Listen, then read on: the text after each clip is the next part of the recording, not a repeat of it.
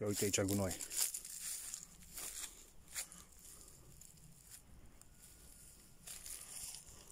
Tone.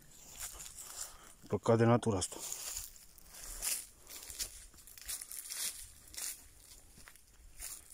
Am fost să-mi iau și eu niște nisip, că nu-mi place să depind de nimeni și îmi place să-mi iau calitate.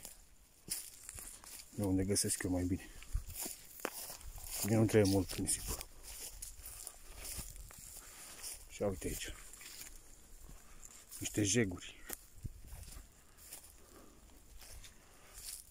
Niște jeguri de oameni care aruncă gunoaiele.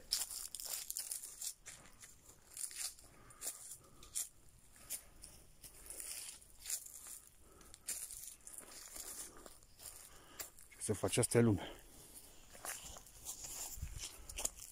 Uite nisip aici.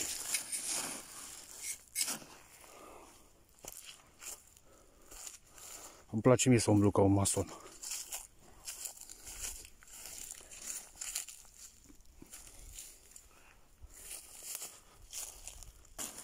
Uite ce au aruncat.